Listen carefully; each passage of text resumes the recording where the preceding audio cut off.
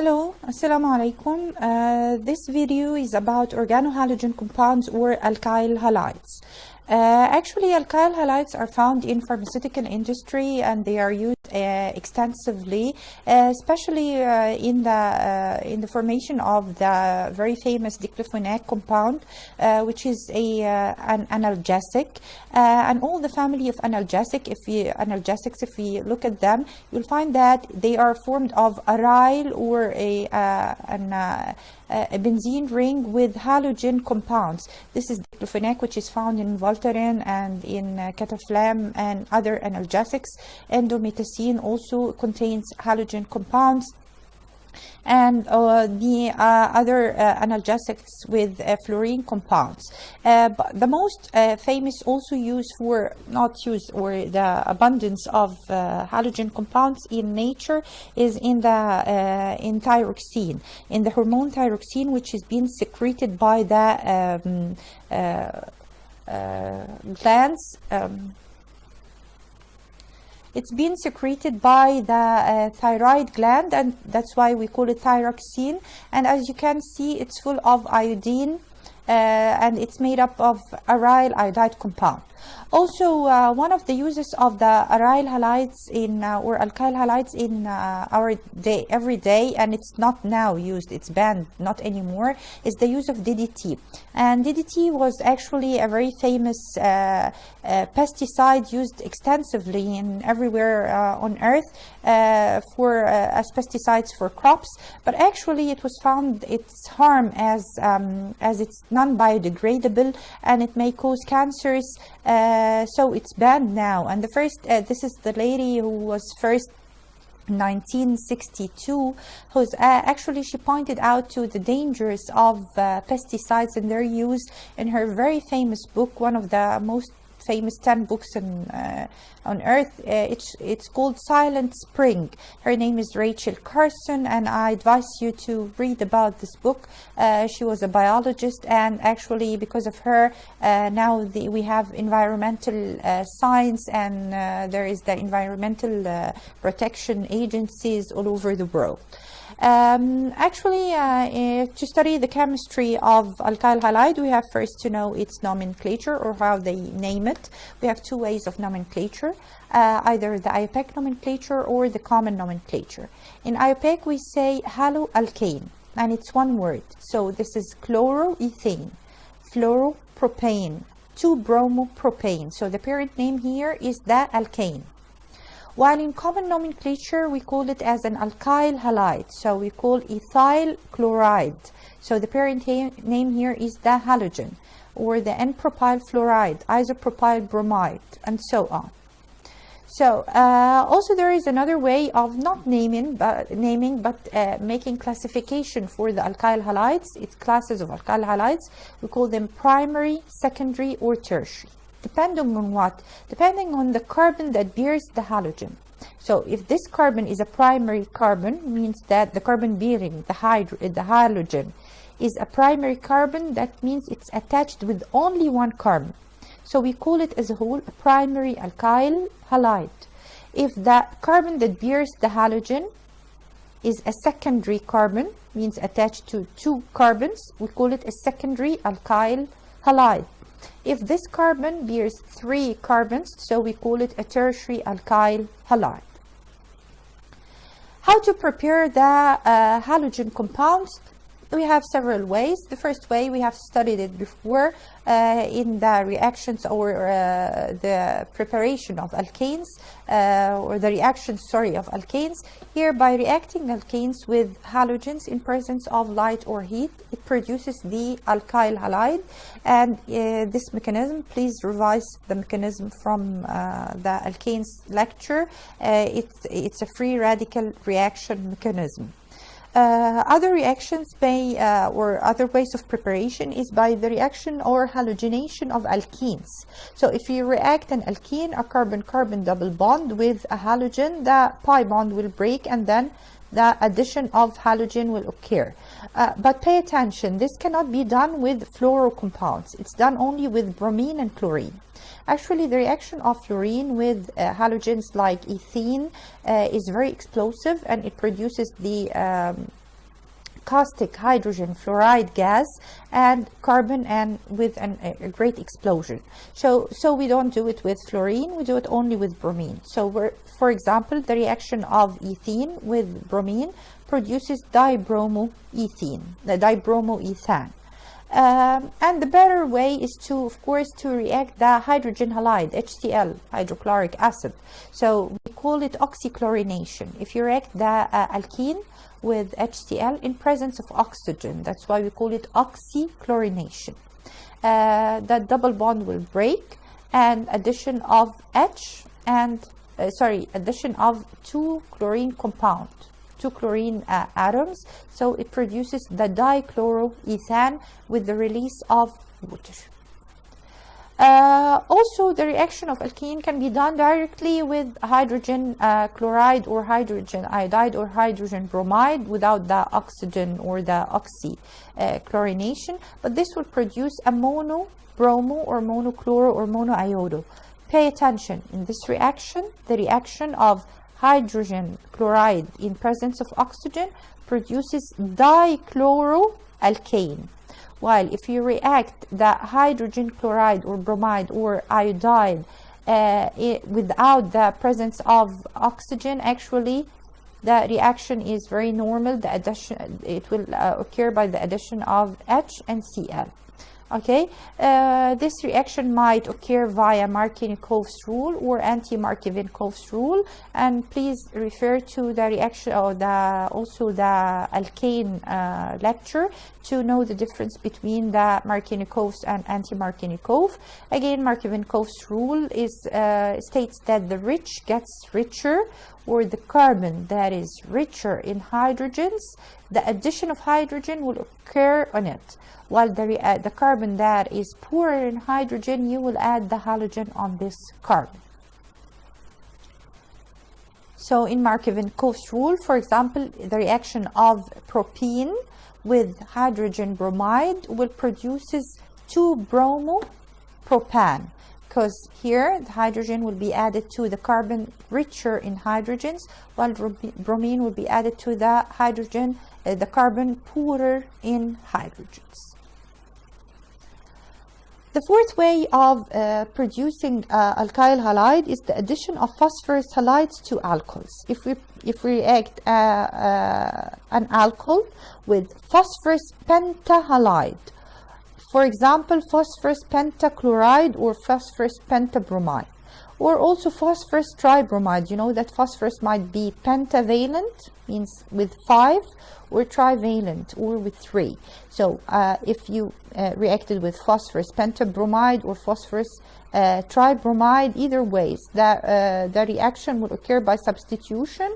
OH will be released, and instead bromine will substitute. So you'll have alkyl halide as the product. Another reaction which has the same concept is the addition of thionyl chloride to alcohols. Thionyl chlorides are these compounds, SOCl2. Also, by the reaction of alcohol with thionyl chloride, substitution of the hydroxyl group occur with the chlorine with the halogen, so it will produce alkyl chloride compounds.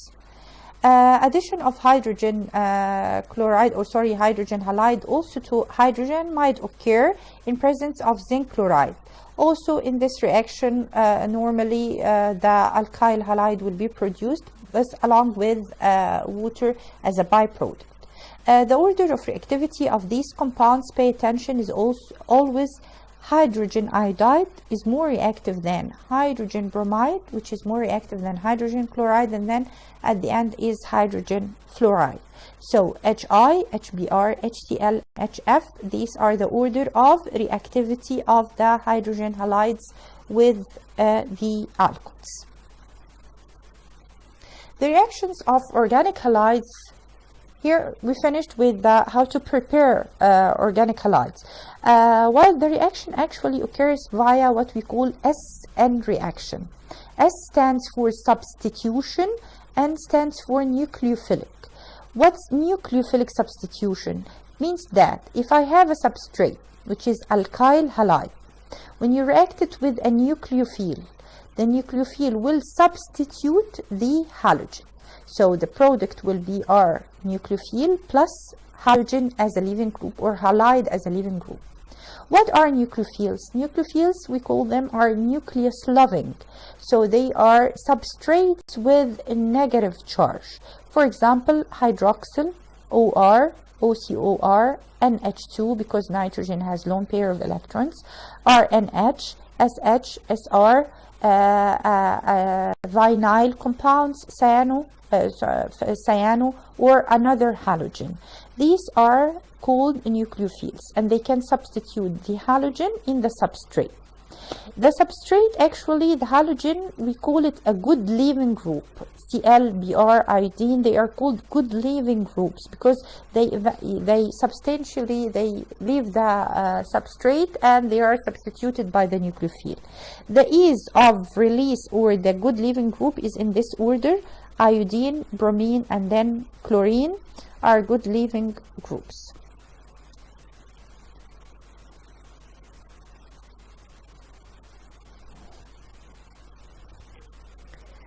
The nucleophilic substitution reactions, or SN reactions, they are divided into, or they have two classes, either what we call SN1 reaction or SN2 reactions. And actually the terms 1 and 2, they come from the intermediate stage. If the reaction passes through an intermediate which is unimolecular, we call it SN1 reaction. While if the reaction passes by intermediate which is bimolecular, we call it SN2 reaction. What are bimolecular and unimolecular? Let's see it in context to know what do we mean by SN1 and SN2. For example, the mechanism of the SN2 reaction, here is the reaction actually, the reaction of hydroxide with methyl chloride to produce methanol and chloride ion. What happens is the hydroxide ion attacks the methyl chloride from a backside attack. We call it a backside attack, as the arrow shows, to attack the positive carbon. And then the chlorine is released or leaves. In the transition state, it's a bimolecular. The hydroxide is attached to the carbon, and at the same time the chlorine didn't leave yet. That's why we drew the bonds as dashed bonds. So this transition state, what we call, is a bimolecular transition state. And then in the last step, the chlorine leaves completely, and leaving behind the hydroxyl attached from the back side. Most importantly is to draw the arrow from the back side, and this is the transition state. So in the transition state, it's a bimolecular. That's why we call it an SN2 reaction. In the SN2 reaction, because of the backside attack of the hydroxide ion, we have the final product, or the product with an inversion of configuration, where the configuration is inverted. As you can see here from the beginning, for example, the chlorine was from the right side. Now the hydroxide, we drew it from the back side or the left side. This type of inversion of configuration is called Walden inversion. Maybe it's clearer in this example. In this example, the hydroxide ion attacks the carbon from the back side. So at the beginning, this compound was a cis compound. Take care, the chlorine and methyl are in the same direction, so we call it cis-1-chloro-3-methyl-3-cyclopentane. While after the SN2, the final product is a trans compound.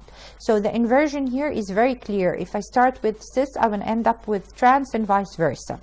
So in SN2, an inversion in configuration occurs. What are the factors affecting the rate of SN2 reaction? Actually, there are 4 factors. First, the structure of alkyl halide.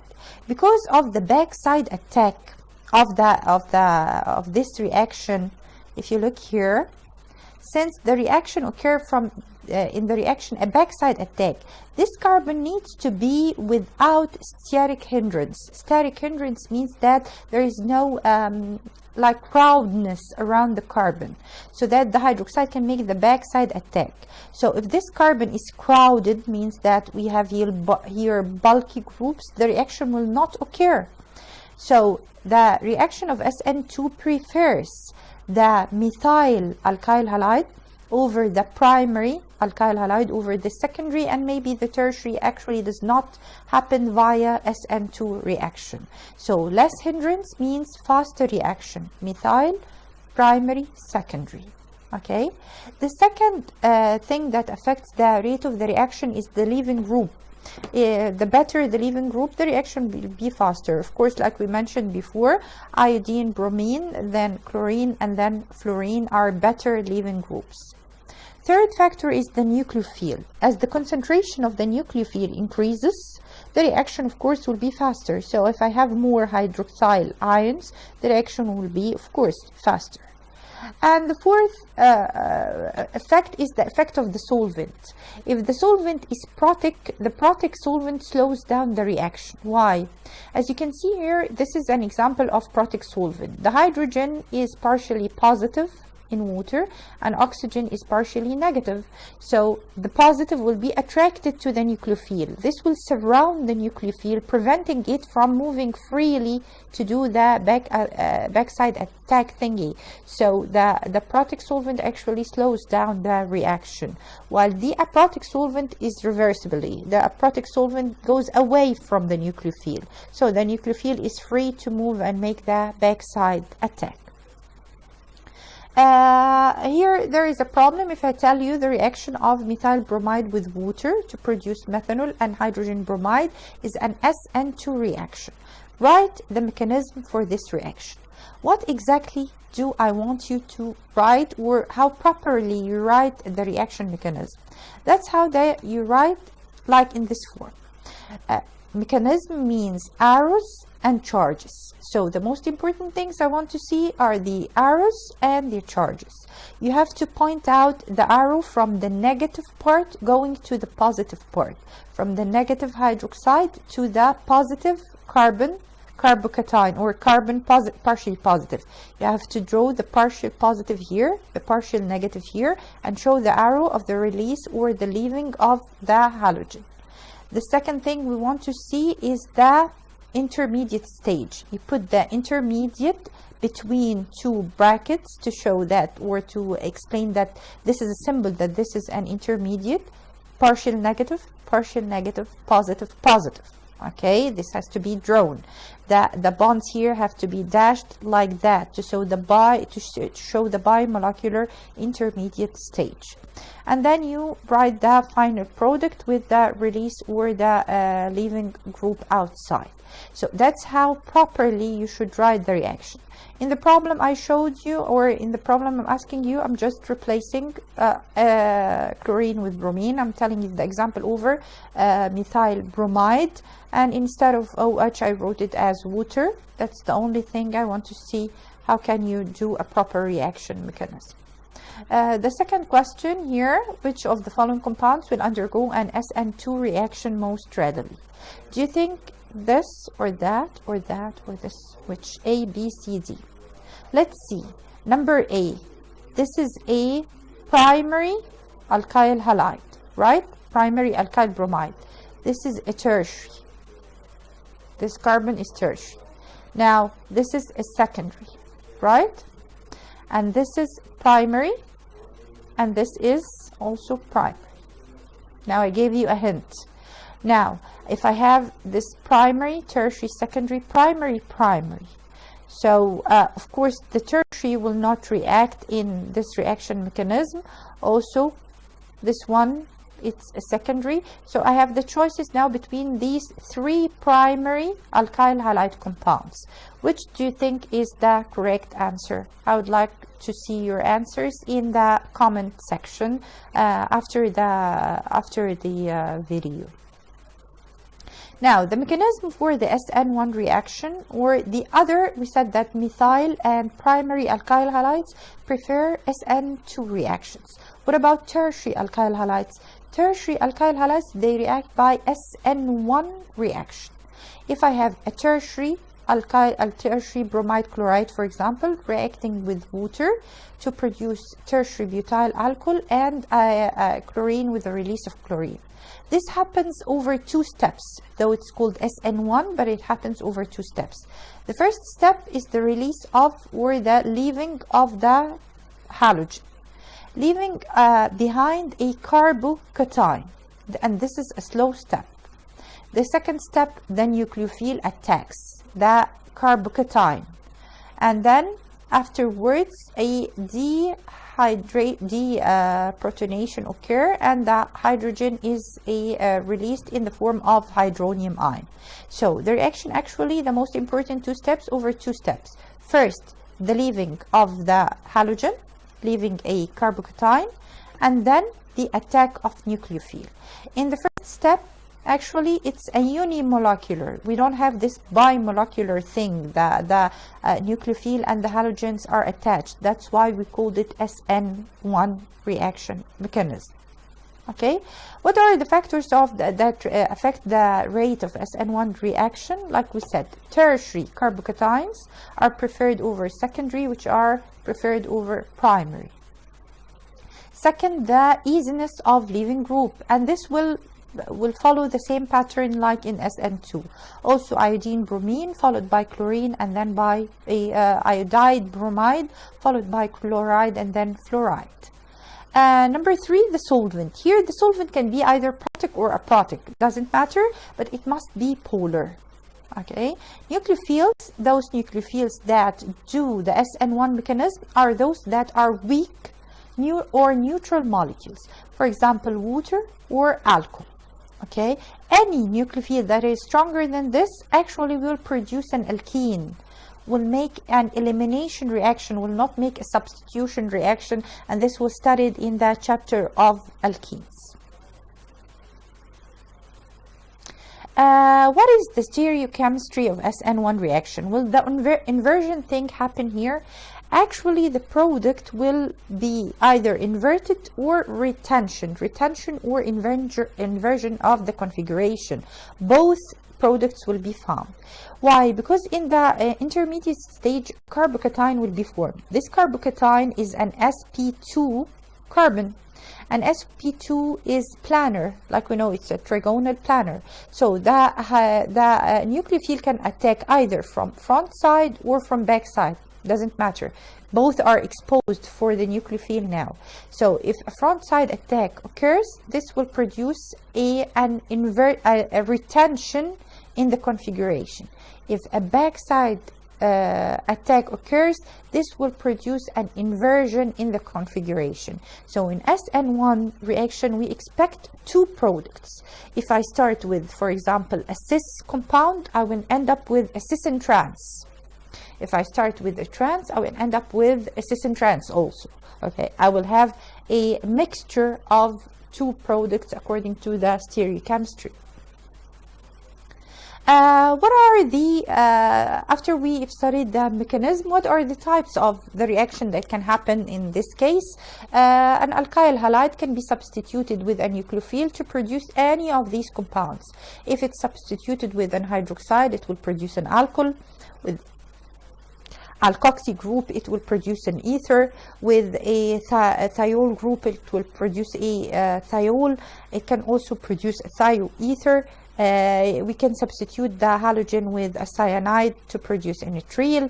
We can substitute it with an alkyl group to produce alkenyl group or acetylene to produce an alkyne. We can produce an ester, quaternary ammonium halide, or alkyl azide.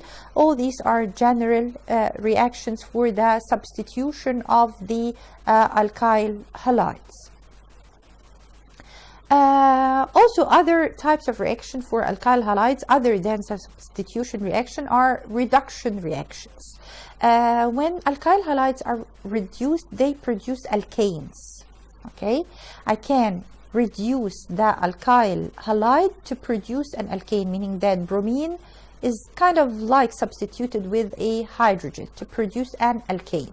This can be done either by addition of zinc in HCl, for example, to produce an alkane with the release of zinc bromide. I can also make the reduction using a strong reducing agent like lithium aluminium hydride in ether, followed by hydrolysis. This will produce an alkane. I can do it with coupling with metal, and this is called Wirtz reaction. In Wirtz, a bromine reacts with sodium to produce 2 sodium bromide, and actually 2 moles of alkyl halides react with 2 moles of sodium. So this will produce CH3 attached to CH3, or actually an alkane with double the number of carbons that we started with. And the last way is using Gilman reagent. Gilman reagent, as you can see, it's R2CuLi, copper lithium, alkyl copper lithium. They react with the alkyl halide to produce an alkane. As you can see, what happens?